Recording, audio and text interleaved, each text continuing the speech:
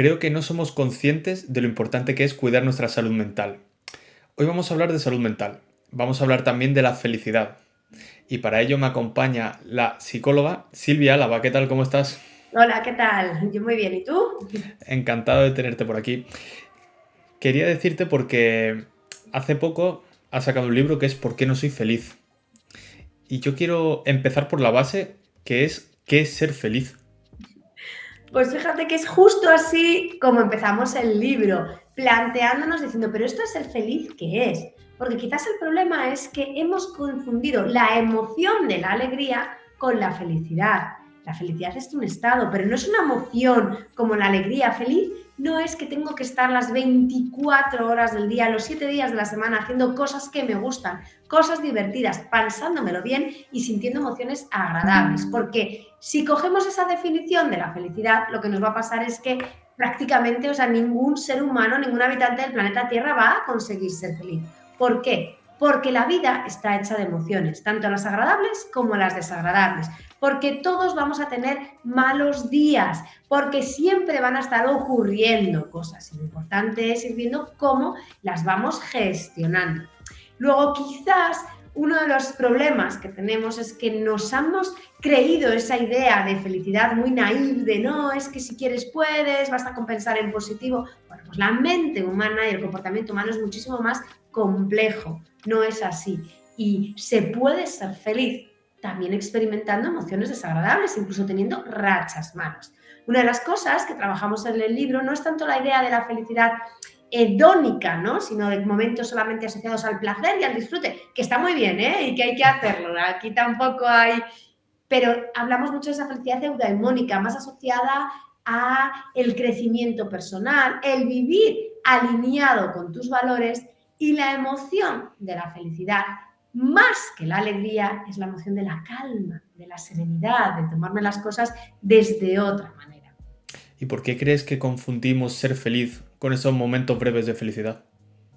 Yo creo que también, vamos a ver, vivimos en una sociedad en la que se nos premia el que seamos felices, y además hoy en día no solamente la sociedad te insta, es que tienes que estar consumiendo momentos de felicidad y son los que te venden, ¿no? Y lo que nos está vendiendo esa sociedad de consumo, sino incluso nosotros mismos. Luego, cuando subimos a las redes sociales, ¿qué es lo que subimos?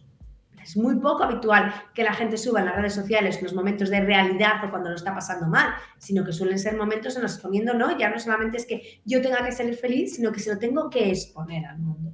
Luego parece que además nos hemos metido como en un concurso de a ver quién hace la cosa más chula, a ver quién se lo está pasando mejor.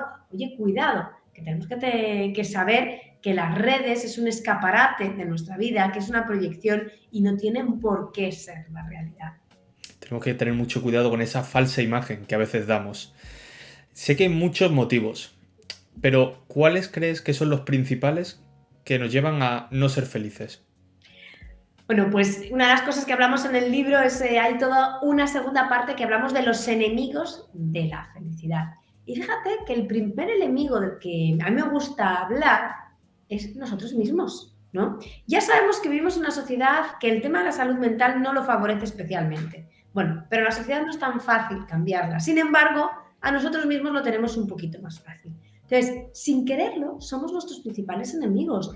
En ocasiones, ¿qué es lo que está pasando? Que nos tratamos fatal. Es muy importante tener en cuenta cómo es nuestra narrativa, cómo es nuestro diálogo interno, porque a veces somos con nosotros mismos pues muy inquisitivos y muy es que lo has hecho mal y nos fustigamos y empezamos a darles un montón de vueltas. Entonces se trata de caer en la cuenta cómo es nuestra narrativa para cambiarla. Y fíjate que cuando hablamos de cambiarla no significa decir, bueno, ahora piensa que todo va a ir bien. No, de hecho uno de los capítulos que tenemos en el libro es el país de la piruleta no existe. Entonces no se trata de pensar que todo va a ir bien, simplemente sé un poquito más amable contigo mismo. Me he equivocado, busco el error y lo soluciono, pero no me fustigo por haber hecho algo malo, me fustigo por haber fallado. Y en ese sentido también hay que tener mucho cuidado con las películas que nos montamos. porque a veces se nos olvida vivir en el presente, en el aquí y el ahora, lo que está ocurriendo, y ya vamos viviendo, nuestra mente va en paralelo en el ¿qué ocurriría si, sí? Entonces los cuentos, las pelis, los cuentos empiezan con Érase una vez, ¿no? En las películas empiezan con los títulos de crédito, en nuestra cabeza empiezan el y sí, y generalmente detrás del y sí no va nada bueno. Y hay personas que no solamente se crean una película, sino que se crean ¿no? varias capítulos de su vida, tienen varias series con varias temporadas, ni tan siquiera nunca llegaron a estrenar el primer capítulo, el piloto, porque lo que tenía que pasar nunca llegó a pasar. Entonces, se acumula en ese sentido un montón de sufrimiento inútil, porque grandes cosas que pensamos que nos van a ocurrir y que nos aterran, realmente luego no llegan a ocurrir. Y cuando ocurren, el haberlas pensado tantas no tiene un efecto de vacuna, sino que hace que estemos ya tremendamente agotados y que no tengamos fuerzas para enfrentarnos a ellas. Luego estamos hablando, ¿no?, de que hay que ver con nosotros mismos cómo es la relación, cómo nos estamos hablando, pero bueno, tenemos otra serie de enemigos de la felicidad. Por ejemplo, la ansiedad, que hoy en día sabemos, según la Organización Mundial de la Salud, que 1 de cada 8 personas tienen un trastorno de tipo emocional, ansiedad, depresión. Entonces hay que también tener cuidado con esto. Vivimos en una sociedad que nos apremia a ir muy deprisa todo el día produciendo, todo el día, y esa sensación de yo no llego, yo no puedo, pues es bastante habitual, y conocer técnicas de cómo gestionar y de cómo manejar la ansiedad nos puede ayudar muchísimo, muchísimo. Y hay otra cosa que también nos anestesia un poquito, y es esto de aquí: mucho cuidado con las pantallas, mucho cuidado con el móvil. Con eso no queremos decir que sea malo, ni muchísimo menos, porque tiene muchísimas cosas buenas, por eso no. Tú y yo estamos haciendo aquí hoy esta entrevista y muchas personas la están viendo a través de la pantalla. Pero cuidado cuando lo estamos utilizando como un anestesiador emocional, es decir, lo que estoy sintiendo me duele, me hace daño y lo quiero tapar. Lo utilizo como una especie de chupete emocional. Así, no tengo que mirar hacia adentro, no tengo que ver qué es lo que me pasa, cojo el móvil, me empiezo a distraer y dejo de mirar lo que me está ocurriendo. Hay que perder el miedo a darle la vuelta a la cámara y hacer un selfie, pero un selfie de nuestras emociones. Ver exactamente qué es lo que nos está ocurriendo, perder un poco el miedo a conectar con nosotros mismos, con nuestra esencia, para a partir de ahí, bueno, pues empezar a tomar soluciones de aquellas cosas que nos están ocurriendo. Has mencionado algo que yo creo que todo el mundo lo ha escuchado mínimo una vez en su vida, que es la ansiedad. Se habla muchísimo en las noticias, la gente a pie de calle lo dice, pero como tal, ¿qué es la ansiedad? Bueno, es importante conocerlo, porque si no lo sabemos, a veces es difícil ser capaz de gestionarlo. Fíjate, la ansiedad se produce cuando hay una respuesta de nuestro organismo ante una situación de peligro, ¿vale? Ante cualquier situación de peligro, ¿qué hace nuestro organismo? Bueno, pues venimos preparados para activarnos, el corazón empieza a ir muy deprisa, empezamos como a hacer muchos intercambios de oxígeno y dióxido de carbono, se van a tensar los músculos. Bueno, al final lo que estamos haciendo es prepararnos porque hay una situación de peligro y la preparación que tenemos es activarnos para huir. ¿Qué es lo que ocurre? Que si ese peligro es un peligro real, lo llamamos una respuesta de estrés positivo y decimos, bueno, fenomenal que se haya activado todo esto, porque si no, ante esta situación de peligro, pues como me quedé muy tranquilo, lo mismo mi vida ahí ya empieza a verse comprometida. Cuando hablamos de ansiedad, ese estrés negativo o esa connotación de ansiedad, es que no había una situación peligrosa. Es que el peligro estaba aquí, en mi cabeza. Yo estoy pensando que no voy a poder, yo estoy pensando que va a ir mal, yo estoy pensando... Pero realmente la situación como tal no es peligrosa, pero mi cuerpo ha reaccionado como sí. Por eso, cuando trabajamos para manejar la ansiedad, lo primero que trabajamos es, vamos a ver esos pensamientos. ¿Cuál es el origen? ¿Dónde está la causa? ¿Qué es lo que estamos interpretando como que es algo que no podemos o que no está pudiendo ahí un poquito con nosotros? Vamos a controlar también un poco y viendo técnicas de manejo de la ansiedad, como puede ser, hemos dicho que hay una activación en el cuerpo muy alta, pues con qué técnicas puedo conseguir que la activación del cuerpo baje un poco y qué otras cosas puedo hacer para que me ayuden a manejar la ansiedad. Es importante conocerlo para ver si realmente, ¿no?, esa es una ansiedad en la que tengo que tener esa respuesta de estrés positivo, porque es verdad, me ayuda a solventar la situación, o cuidado, todo este exceso de energía está ¿Qué es lo que está pasando? Que me está pasando una factura. Pero en ese sentido, incluso aunque estuviéramos hablando de ese estrés positivo, porque dices, oye, es que yo tengo un ambiente, muchas personas que lo vean dirán, bueno, pues es que el ambiente de mi empresa es tremendo. Ya, pues es que en ese estrés positivo en el que dices, me está ayudando, no lo podemos mantener tampoco a lo largo del tiempo. Entonces habrá que valorar también un poco cuál es el ambiente en donde estamos y qué es lo que está ocurriendo. Volviendo un poco al tema de la felicidad, luego quiero rescatar esto que estabas hablando sobre el estrés, pero ya para terminar el tema de la felicidad, se habla mucho de que el dinero da o el dinero no da la felicidad. ¿Cuánto de cierto tienen estas frases? Bueno, pues lo que te tengo que decir es que es cierto que el dinero no da la felicidad, pero sin dinero se tienen un montón de problemas que hace que sea muy, muy, muy complicado ser feliz. ¿Por qué? Necesitamos un mínimo. ¿Para qué? Para tener garantizadas las necesidades básicas. Yo incluso te diría que un poquito más, ¿no? Que sepas ahí, oye, que si ocurre cualquier imprevisto, pues que vas a poder solventarlo.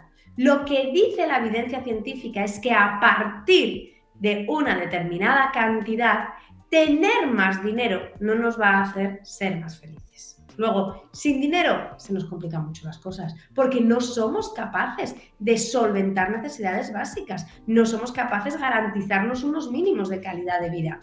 Pero cuando ya tenemos, ¿no?, una determinada cantidad, te lo estoy diciendo de memoria, yo creo que son 5 veces el salario, creo que va por ahí, pero tendría que mirarlo, porque no lo estoy diciendo de memoria y ahora no me lo sé. Cuando ya nos pasamos de eso, más dinero ya no va a aportar más. Lo que sí que es muy interesante, que la ciencia también nos dice que hay que gastarse ese dinero para que aporte felicidad. Por ejemplo, en conseguir tiempo para hacer cosas, en actividades que te ayuden a crecer, no solamente a crecer a nivel profesional como puede ser un máster, a lo mejor a crecer a nivel personal, porque dices, es que me apetece tocar la guitarra y me apunto a un curso de guitarra, pues comprarme la guitarra y comprarme el curso y gastarme ese tiempo sería una buena fórmula. O hacer cosas con los demás, experiencias, ese tipo, sí que está visto que ayudan más a incrementar la felicidad que el acumular por acumular. Y entre esas actividades para crecer, estaría, por ejemplo, asistir al psicólogo. Yo eso no lo activaré, o sea, fíjate que yo creo que eso hay que distinguir. A veces será una actividad para crecer, porque me va a ayudar a conocerme, y a veces es una actividad necesaria, porque a lo mejor lo que estoy viendo es que mi salud mental ya se está viendo comprometida, y como se está viendo comprometida, es importante que aprenda y que sepa cuidar de mi salud mental y de mi salud emocional. ¿Tú crees que todo el mundo debería, por lo menos una vez en su vida, visitar un psicólogo? Yo creo que los psicólogos estamos para ayudar. ¿Y qué es lo que ocurre? Que hoy en día cada vez tenemos más claro que no hace falta tener un determinado problema, es decir, tener algo ya que veamos que sea patológico, es decir, estás cumpliendo los criterios, nosotros trabajamos con los DSM-5, ¿vale? Decimos, mira, ya tienes estos criterios y tú tienes esta patología, ya estás completamente diagnosticado, a partir de ahora trabajamos contigo. ¿Qué es lo que vemos? Oye, que hay muchas veces que no se llega a tener una patología concreta a nivel de salud mental, pero que sabemos que en la vida hay cosas que a lo mejor podríamos interpretarlas, entenderlas de forma diferente y que el psicólogo nos puede ayudar. Por ejemplo, ¿cuántas veces lo que nos ocurre es que no sabemos lo que nos está pasando? Todavía hay mucha población que piensa que hay emociones malas, cuando las emociones malas no existen.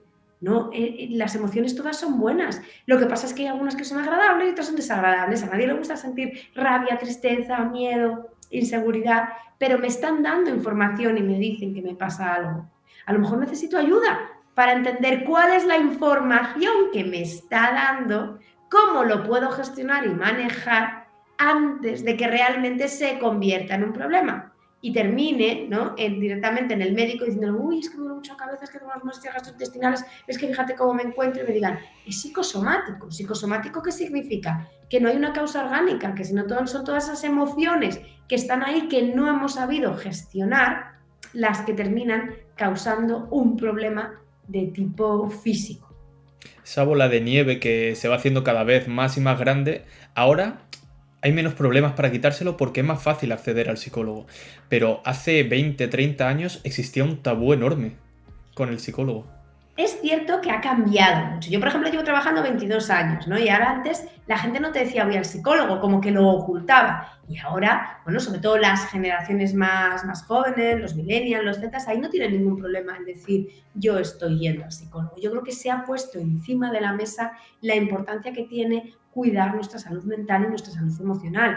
Y por eso cada vez más personas lo dicen ampliamente. Yo voy al psicólogo y no tiene por qué estar asociado con tener un problema de lo que se llamaba antes de locos, ni mucho menos, no, sino implica que estoy cuidándome. Y lo que decíamos, que habrá gente que sí que tenga y cumpla criterios de una determinada patología y a lo mejor hay otras personas que lo que quieren es mejorar en su vida y les va a poder ayudar a mejorar.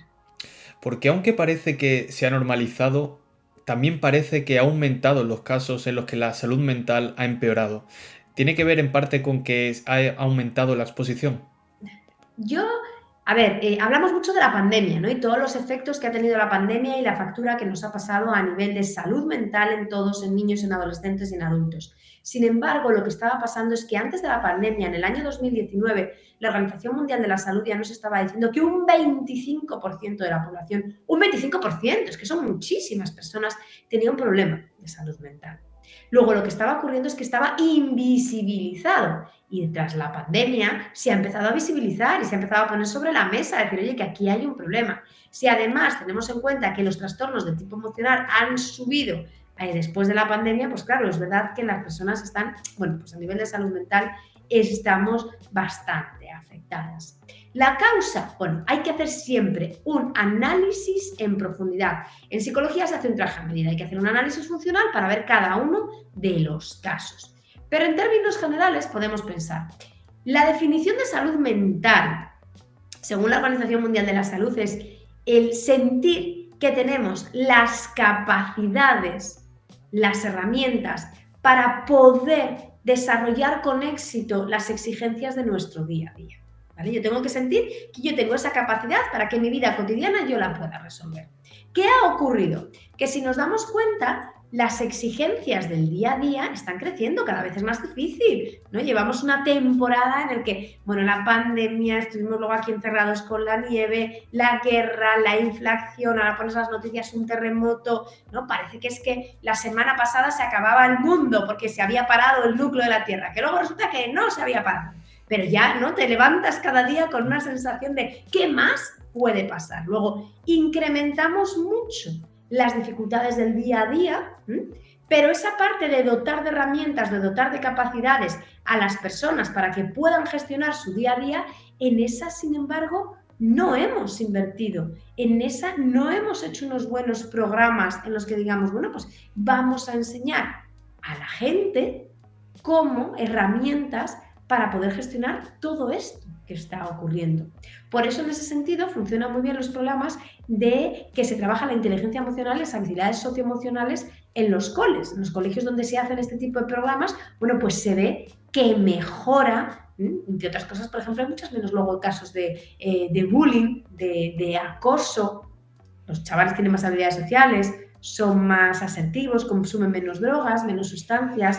Por eso es tan importante dotar de herramientas y dotar de capacidades. ¿Crees que a lo mejor tendríamos que empezar a tener una asignatura en las escuelas para que los más pequeños conozcan un poco sobre salud mental?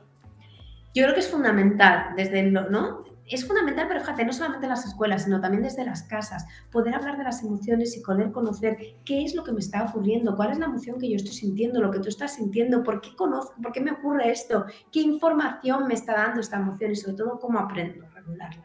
Los centros en los que lo están haciendo cada vez son más, ¿vale? Tienen resultados cuando se hacen desde el aval científico, porque el problema es que luego muchas veces para hacer esto, bueno, pues ya va, no sé qué, que lo haga, hace alguien un curso y ya que lo hace. No, perdona, es que esto no funciona así.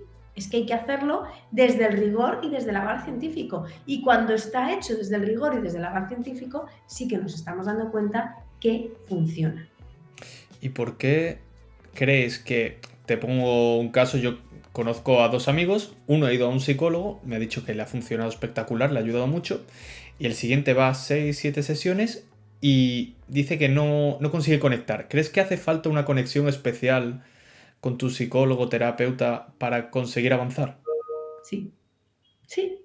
Porque lo que está demostrado es que hay que dotar de herramientas y de estrategias a esa persona, pero hay que generar vínculo. Si no se genera vínculo terapéutico es muy complicado. Entonces, hay veces, bueno, que por lo que sea, el que tiene que construir el vínculo es siempre el psicólogo, ¿eh? No es la persona que está adelante. Cuidado. Entonces, si no has conseguido conectar, hombre, date unos días, en plan, a lo mejor la primera sesión, pero si no has conseguido conectar, si no se ha generado ese vínculo, es mejor buscar a tu profesional, porque realmente sin vínculo es muy complicado que se produzca luego el cambio a nivel terapéutico.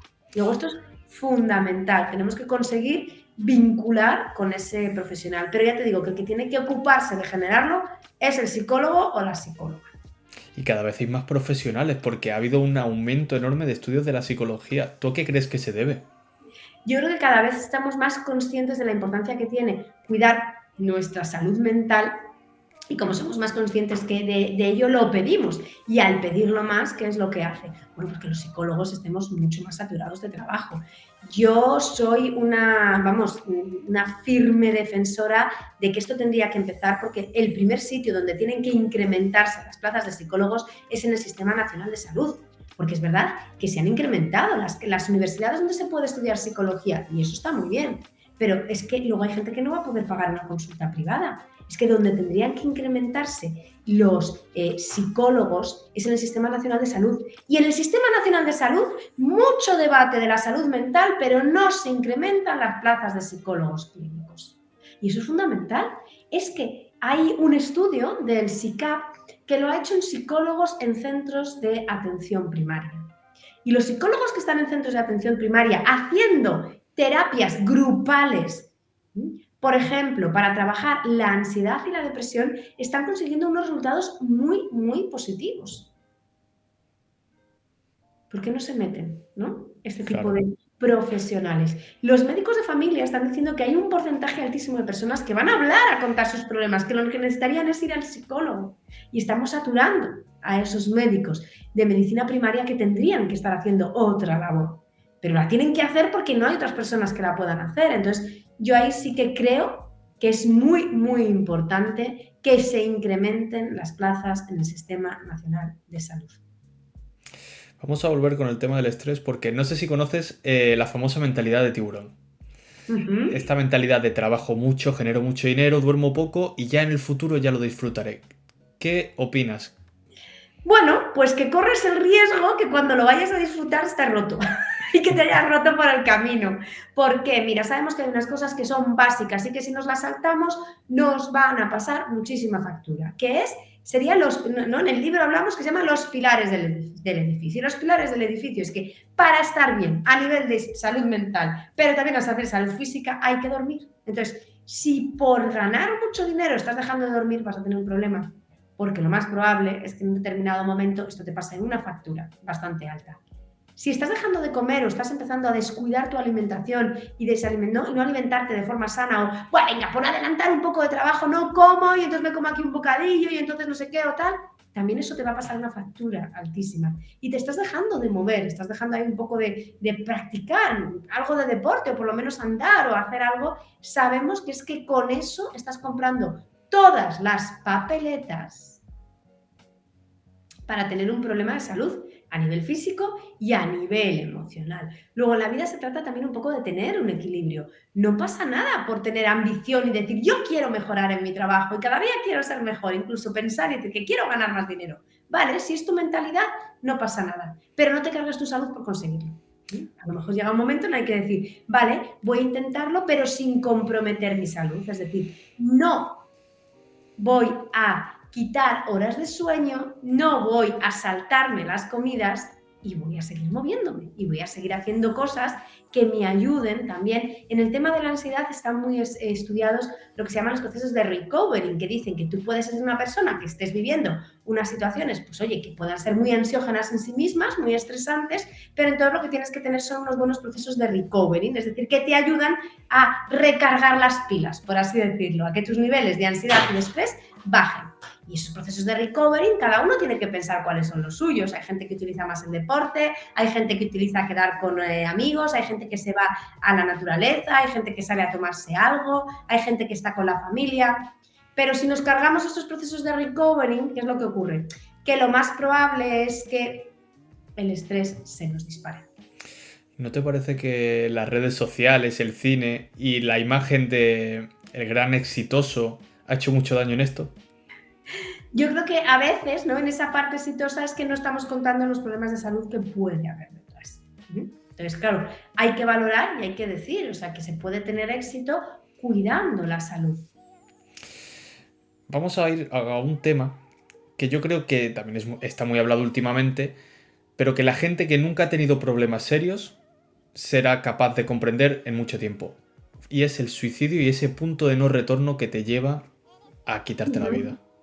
Esto es una situación ahí bastante complicada porque sabemos que se ha incrementado muchísimo no solamente el nivel de suicidio, sino la ideación suicida y sobre todo entre la gente joven. Al final, ¿qué es lo que está ocurriendo? Una persona que decide suicidarse no es porque no quiera vivir, no es porque no le guste la vida, sino porque está sufriendo tantísimo que no ve otra fórmula para dejar de sufrir. Y lo único que se le ocurre es yo me quito de en medio porque no soporto más este sufrimiento. Entonces, hay que evitar llegar a esa parte. Pero para llegar a esa parte, necesitamos todos cambiar. Todos para cambiar. Eso de que es que las personas no avisan o esa serie de mitos que hay no son verdad. Una persona, ¿no?, que nos está diciendo que está mal, tenemos que escucharla. Es que tendemos a negar las emociones de los demás. En lugar de validarlas y decir, te entiendo que estés triste, entiendo que lo estás pasando mal, ¿qué puedo hacer por ti? Que a lo mejor lo único que puedo hacer es estar a tu lado y escucharte. Lo que hacemos es negar, no te preocupes, bueno, ya se pasará, bueno, ya llegará una época mejor. Es que con eso lo único que estamos haciendo es que esa persona se sienta todavía muchísimo más incomprendida y la estamos hundiendo directamente en la miseria. Entonces es importante mantenerse, ¿no?, siendo empáticos y diciendo, estoy aquí y estoy por ti. ¿Qué puedo hacer por ti? Que a veces ya te digo que simplemente es estar a tu lado y escucharte. En cierta medida minimizamos los problemas que tienen los demás, ¿no? Minimizamos muchísimo, no pasa nada, no te preocupes, no llores, no, perdona, cada persona es un mundo y cada persona vive esa situación como la está viviendo. Todas las emociones son lícitas, nadie puede juzgar cómo tú te estás sintiendo, absolutamente nadie, ¿no? ¿Por qué? Porque tú te sientes así, se activa una parte de tu cerebro, se activa el sistema límbico y así te sientes. Otra cosa es luego cómo lo manejas y lo que haces. Pero la emoción no la puede cuestionar nadie. ¿Y cuántas veces lo hacemos? Pero no te enfades, pero si no es para tanto, no estés triste, tranquilízate. Esta frase nos la han dicho a todos cuando estás nervioso. ¿Y a cuántas personas se han conseguido tranquilizar cuando alguien le ha dicho tranquilízate? Absolutamente ninguna. Es más, te enfadas porque dices, es que no me estás entendiendo.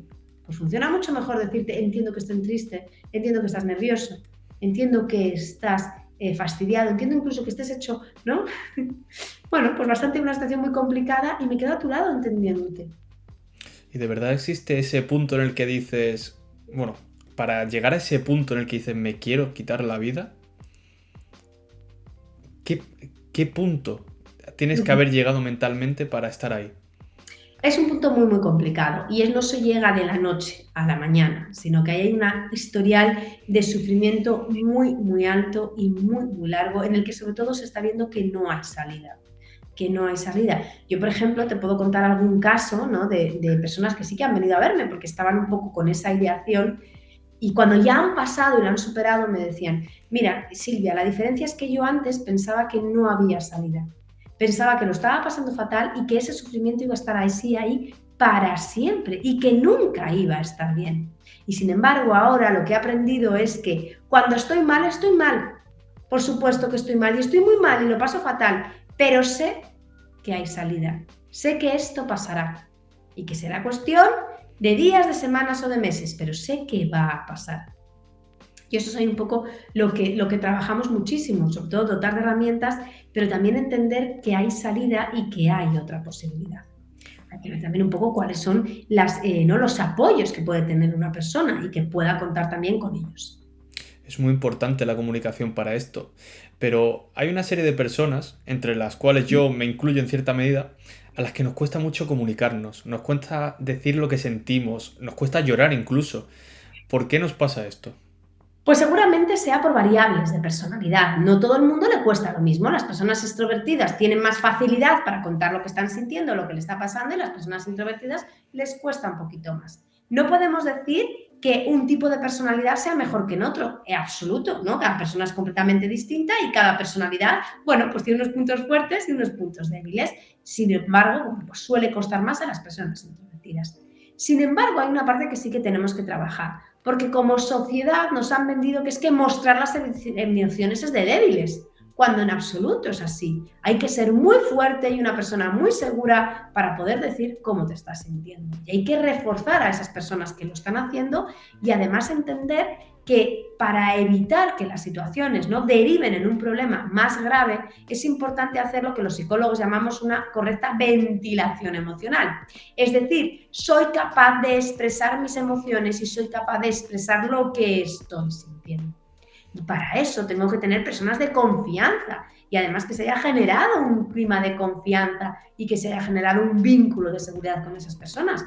Porque si no es normal que no lo haga. O sea, cuando decimos que hay que ventilar las emociones, no significa que hay que contárselo al mundo. Bueno, pues es que a lo mejor el mundo no es a la persona a la que yo se lo quiero contar, pero sí que tengo que tener gente con un vínculo muy cercano, un vínculo de confianza para que se lo pueda contar. Vamos a pasar ahora con una sección. Y es que yo antes de esta entrevista he hablado con gente que ve mis vídeos y les he preguntado, oye, ¿qué le preguntaríais o qué os gustaría saber si hablaseis con una psicóloga durante 5 minutos? Y me han dejado unas preguntas que yo te voy a hacer ahora, las más destacables. Vamos a verlas. Oye, por cierto, se me ve bien porque me está dando el sol por la ventana y no sé si se ve raro o no se ve raro. Un poquito de luz, pero bueno, no pasa nada. En principio se ve bien. ¿Puedo bajar la ventana, la persiana o está bien así? Yo creo que así está bien, si a ti no te molesta, claro. No. Bueno, si veo que me molesta y sí que me levanto. Ahí se baja en un momento. ¿Vale? Uh-huh. La primera pregunta es, que esta me la han hecho más de una persona, ¿cómo consigo aumentar mi autoestima? Uy, fundamental, ¿no? Fíjate, yo creo que le ponemos muchísimo foco a la autoestima y no nos damos cuenta que antes de trabajar la autoestima hay que trabajar el autoconcepto. La autoestima sería un poco el cómo me quiero, ¿no? Cuánto me estoy queriendo a mí mismo. Pero es que antes de eso voy a tener que trabajar mi autoconcepto. ¿Tengo claro qué persona soy? ¿Tengo claro quién soy? ¿Tengo claro cómo soy? ¿Tengo claro cuáles son mis puntos fuertes y mis puntos débiles? Porque, oye, una parte fundamental es entender que hay cosas que se me dan bien y entender que hay cosas que a lo mejor las tengo que compensar con otras, bueno, pues porque puede que en esto no sea especialmente bueno y especialmente bueno. Entonces, antes de trabajar la autoestima, yo diría, vamos a trabajar el autoconcepto. Tengo muy claro quién soy, mis puntos fuertes y mis puntos débiles. Y a partir de ahí voy a vigilar cómo me estoy hablando. Porque en ocasiones somos nuestro principal enemigo y estamos hablándonos en unos términos muy, muy negativos y lo hacemos mal y claro, fíjate, y te equivocaste y por qué, y es que eres un desastre. Bueno, pues vamos a cambiar. Y una técnica que nos puede ayudar es prueba a hablarte como si fueras un amigo. ¿Realmente en estos términos que te estás hablando, lo que te estás diciendo ahora mismo, se lo dirías a un amigo? Muchas veces no. O se lo dirías de forma mucho más dulce, ¿vale? Pues a partir de ahora vamos a hablarnos como si fuéramos un amigo. Y eso creo que nos puede ayudar mucho, ¿vale? Esto es una línea en la psicología que se llama la autocompasión, que significa el vamos a aprender a ser amables con nosotros mismos igual que lo seríamos con amigos. Eso no significa llegar y decir, todo vale, eres maravilloso. Mira, perdona, es que a veces metes la pata y tienes que buscar, tienes que corregir los errores. No es así, ¿no? Vale, he metido la pata, pero si este error lo hubiera cometido un amigo, ¿cómo se lo diría? Oye, sí, es verdad, no estuvo bien, pero fíjate, es que te pasó esto y esto, a lo mejor lo puedes solucionar de esta forma, no te machaques. Bueno, pues sería eso, asumir nuestros errores sin machacarnos, ¿no? Como si fuésemos nuestros amigos. ¿Y por qué somos tan duros con nosotros mismos a veces? Bueno, pues hay que hacer un análisis en cada caso. A veces es porque es lo que hemos escuchado en nuestra casa cuando éramos pequeños y lo estamos reproduciendo. Otras veces, ¿no? Tiene mucho que ver con una parte de gestión de la expectativa, del fallo, de me estoy imponiendo que lo tenía que hacer bien y ante cualquier fallo, ¡guau!, ¿no? Me resulta muy doloroso. Otras veces nos da mucho miedo no ser aceptados por los demás y pensamos que lo tenemos que hacer todo perfecto para que nadie se enfade. Hay que hacer un análisis en cada uno de los diferentes casos. Otra pregunta también que se repitió y que me pareció muy curiosa porque yo en ningún momento me la había pensado es ¿qué hace que tengamos la personalidad que tenemos? Bueno, pues aquí tenemos que decir que la personalidad es un compendio del temperamento, que sería genético, ¿vale? Hay una parte que es genética y un compendio del ambiente en el que estamos viviendo, ¿no? Podemos decir más o menos que es un 50-50. Entonces, hay una parte que tiene que ver con tu temperamento y tiene que ver un poco con los genes que te has tocado. Pues oye, tienes una personalidad de tipo introvertido, como tú decías, o de tipo extrovertido. Y eso además no lo podemos cambiar.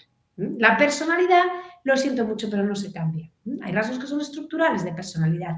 Lo que pasa es que a través de las cosas que vamos haciendo se puede ir moldeando y podemos moldearlo a través de las conductas, pero la personalidad en sí no es una cosa que cambiemos y tiene mucho que ver con esa parte de temperamento genética, pero también mucho con el ambiente en el que hemos vivido, ¿no? ¿Cuál es pues la educación que nos han dado nuestros padres, ¿no? El colegio donde hemos estado, las personas con las que nos hemos ido reflexionando, lo que hemos podido y ser capaces de aprender, pero siempre filtrados por nosotros mismos y por esa parte también un poco más de temperamental. ¿Y hasta qué edad más o menos se moldea la personalidad? Pues afortunadamente la podemos moldear siempre, ¿no? Si no hay un poco sería tremendo decir, bueno, pues ahora ya está, a partir de determinada edad ya no puedes hacer nada, ¿no? Podemos moldear, todos podemos aprender. Por ejemplo, si tú tienes una variable de personalidad y que tienes una personalidad ansiosa, ¿vale? Hay personas que no es que estén viviendo una situación de ansiedad puntual, ¿no? Una ansiedad de estado, sino que tienen una ansiedad como rasgo de su personalidad. Pues ¿eso qué significa? Que pueden aprender a gestionar y a manejar esa ansiedad y podrán tener herramientas para poderlo hacer. ¿Lo van a terminar automatizando y saliéndoles cada vez de forma más automática? Sí, pero cuando haya una situación ¡buah!, ¿no?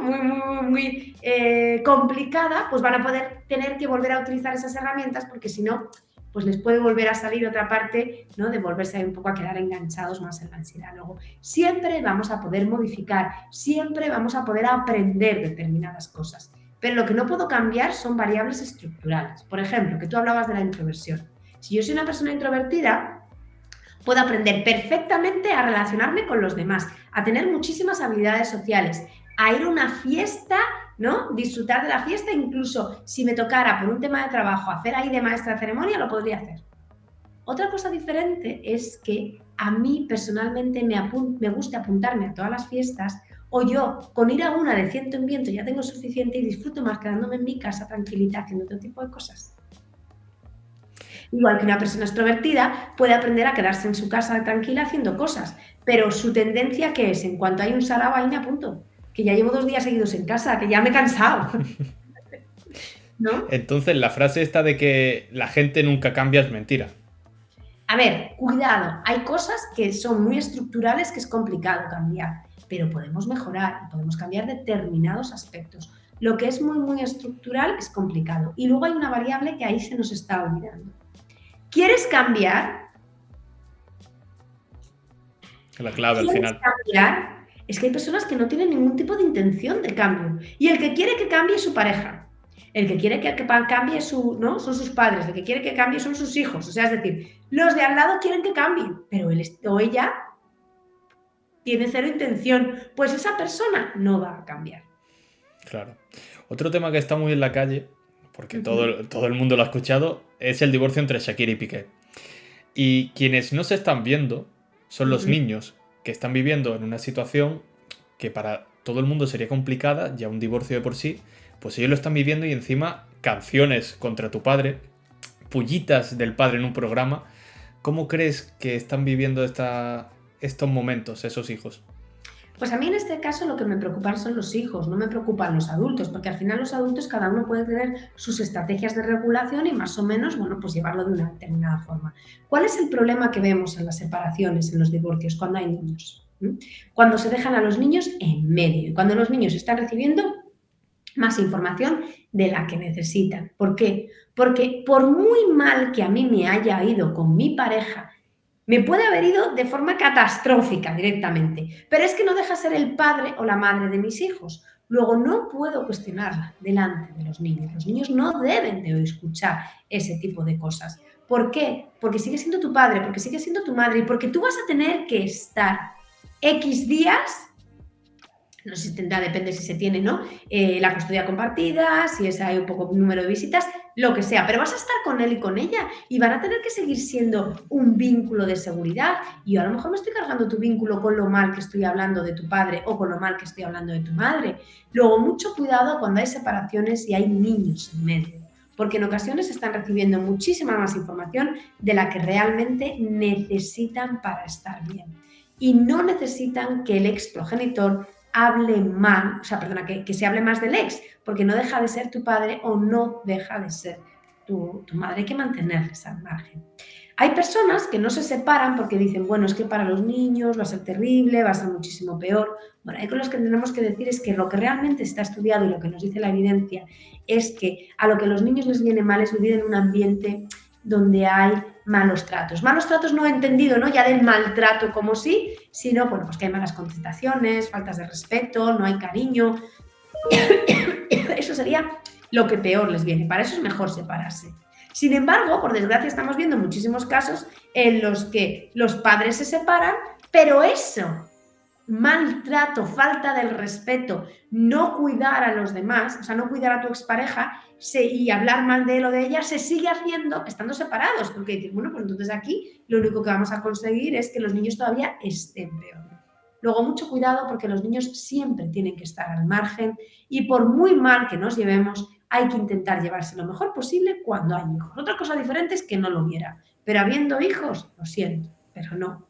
Y cuidado con aquellas personas que están utilizando a sus hijos para hacer daño a sus parejas, porque esto es una cosa que es muy, muy común y lo hacen tanto los hombres como las mujeres. Y al final los únicos perjudicados o los más perjudicados siempre son los hijos. Parece además también que los divorcios ahora están a la orden del día. Si no me equivoco, más de la mitad de los divorcios, bueno, más de la mitad de los matrimonios acaban en divorcio. ¿Por qué crees que está sucediendo esto en los últimos años? Bueno, tenemos que pensar que el modelo de familia ha cambiado. O sea, antes las personas no se separaban, o sea, antes si un matrimonio no funcionaba, no iba bien, no se separaba porque había otras cosas que lo mantenían. Teníamos un acuerdo en el que a lo mejor uno iba a trabajar y el otro mantenía la casa, el otro estaba con los niños. Entonces, claro, era muy difícil romper eso porque había otras cosas. Sin embargo, ahora el matrimonio o la pareja se sostiene porque queremos estar juntos, lo cual es maravilloso, que no haya otro tipo de atadura. No quiero que suene a crítica, ni muchísimo menos. Entonces, ¿qué es lo que ocurre? Que, claro, si en algún momento esto deja de funcionar, como cada una de las personas, dos personas, es independiente y no depende de la otra, se puede tomar esa decisión. Y ahí está bien, ¿no? O sea, al final se trata de eso. Se trata de que si estoy con alguien, tengo que estar porque me aporta porque me beneficia y porque creo que voy a estar mejor. Entonces, yo creo que ahí en esa situación ha cambiado y las parejas se tienen que sostener, bueno, porque estamos juntos porque queremos. Y además tenemos ahí un poco, bueno, pues, ¿no? Hay una relación en la que está también ahí equilibrada y que está compensando. Me causa mucha curiosidad saber qué pasa por la cabeza de las mujeres porque son generalmente mujeres, y hombres maltratados dentro de una relación, para que sigan dentro de esa Bueno, pareja. a ver, fíjate, yo creo que esto lo podemos tener en una cosa que no te he contado antes, que decías cuántos tipos de separaciones hay. Es que yo creo que lo que hay que tener cuidado también es cuando estamos eligiendo la pareja. ¿Por qué? Porque es que en ocasiones lo que pasa es que tú tienes una pareja y decides, bueno, pues esta pareja, que ya que la he conseguido, me gusta, pero no me gusta del todo. Voy a hacerla que cambie para asemejarla no a como yo quiero realmente que sea, en lugar de aceptar a la pareja tal cual es. No, perdona, es que esto no funciona así. Si tu pareja de entrada ya no te convence 100%, ya no te gusta y piensas que tienes que hacer algún cambio, fuera. No es ahí, no es ahí. ¿Y cuántas personas conocemos que no me empeño que tengo que seguir con esta persona porque en el fondo va a cambiar, porque es que yo sé, porque es que yo... No, es que tú no puedes empezar a salir con alguien y pensar que le vas a cambiar para que sea lo que tú quieres, no. Si no es lo que tú quieres, es que a lo mejor no es ahí. O sea, que es que hay veces que nos hemos empeñado en tener una pareja que es que no era para nosotros. O cuidado en estas relaciones que en lugar de estar basadas en lo que decimos es que es una relación plena en la que los dos nos sentimos bien y contigo todavía estoy mejor, son relaciones basadas en la necesidad. yo te necesito a ti, tú me necesitas a mí. Pues ya estamos, por así decirlo, empezando de forma un poquito regular. Ya tenemos bastantes papeletas de que esta relación se vaya a romper. Porque luego nos vamos a dar cuenta que no es lo que queríamos, porque esta persona no ha cambiado. Claro, es que no tenía que cambiar, es que tenía que haberte gustado, sí, desde el principio, tal cual era. Que también un poco podría estar en el origen de por qué ahora tenemos tantas separaciones. Un caso muchísimo más grave es cuando estamos hablando, ¿no?, que hay un tipo de maltrato dentro de la relación. Porque aquí ya hay un perfil completamente diferente. Aquí lo que estamos viendo es que estamos hablando con una persona con un perfil ¿no?, psicológico de maltratador, que está abusando de esa, ¿no? Generalmente suele ser más ahí el perfil femenino, pero bueno, que también un poco de relaciones a la inversa, Sí. ¿eh? Pero al final lo que está haciendo es habiendo un abuso. Entonces, ¿qué es lo que ocurre? Que ese perfil de maltratador en un primer momento suele ser gente como wow, ¿no? Es esa fase que seguro que lo habéis oído hablar, que se habla mucho, esa fase de luna de miel, de es que eres maravillosa, es que eres estupenda, es que contigo no, sin ti yo me muero, sin ti tal. Luego se produce el maltrato y cuando ha ocurrido eso es la del arrepentimiento de no, esto no va a volver a pasar, es que yo sin ti no puedo, es que yo sin no sé cuál, me vuelvo a comportar como en esa fase de todo rosas, todo flores, todo maravilloso, ¿no? Esa otra vez fase de luna de miel, pero luego vuelvo a reincidir en la agresión. Entonces, la persona que está dentro es muy difícil muchas veces asimilarlo, ¿no? ¿Por qué? Porque suele ser un perfil de víctima en el que se han hecho sentir tan mal, tan culpables, porque la culpa la tienes tú. La culpa no es de él, ¿no? La culpa la tienes tú, no, claro. Y entonces muchas veces es ese discurso de no, claro, es que yo hice mal esto, es que yo hice mal esto otro. Entonces son relaciones que son tremendamente complejas, por lo que hay que trabajar con la víctima es que sea consciente de dónde está y que quiera salir. Y ahí si vemos personas que están metidas en este tipo de relación, que no llegue, ¿no?, a haber un maltrato físico, es importante que sientan que nosotros les apoyamos, pero que no vamos directamente contra el otro, porque si no van a salir a defenderlas, ¿vale? Sino que sepan que nosotros estamos aquí, que yo te apoyo y que cualquier cosa que necesites, aquí estoy. Y que te escucho, Pero no podemos forzar, porque cuando forzamos, ¿no?, pero no te estás dando cuenta que se produce el efecto contrario. Entonces hay que estar acompañando, teniendo muchísima paciencia y entendiendo que es un proceso que es así. Claro, un poquito similar a lo que hablábamos antes de los suicidios. Uh-huh. Vamos a pasar ya a la última que tengo de la gente, las preguntas de la gente. Y es que me ha parecido muy curiosa porque tampoco se me había ocurrido ni se me iba a ocurrir nunca, y es el por qué soñamos.